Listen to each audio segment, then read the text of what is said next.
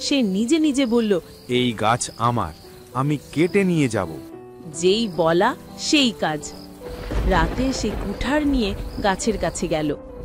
কুঠার তুলতেই বাতাস ভারী হয়ে উঠল। ডালে জ্বলে উঠল সোনালি ঝড়ের মতো আলো। আলোর ভেতর থেকে নেমে এলো পরী। পরী কঠোর কণ্ঠে বলল, সোনা ঝরা গাছ আশীর্বাদ, লোভী হৃদয়ে এটাকে ছুঁতে পারে না। শহীদুলের হাত জ্বলে উঠল। কুঠার পড়ে গেল। কাঁপতে কাঁপতে সে পালিয়ে গেল।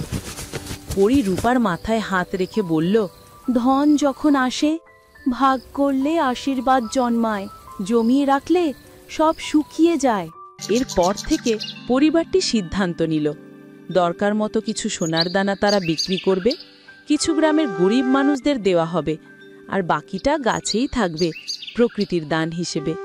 এভাবে গাছটি গ্রামের আশার প্রতীক হয়ে উঠল। তো বন্ধুরা, আমাদের এই গল্প থেকে কি শিখলে তোমরা? লোভ নয়, ভালোবাসাই জীবন। দরিদ্রতা মানুষকে ছোট করে না, খারাপ মন করে। প্রকৃতি সৎ হৃদয়ের পাশে থাকে। ধন তখনই আশীর্বাদ যখন তা ভাগ করে নেওয়া হয়। বন্ধুরা, এখন বলো, আমাদের গল্প তোমাদের কাছে কেমন লাগলো?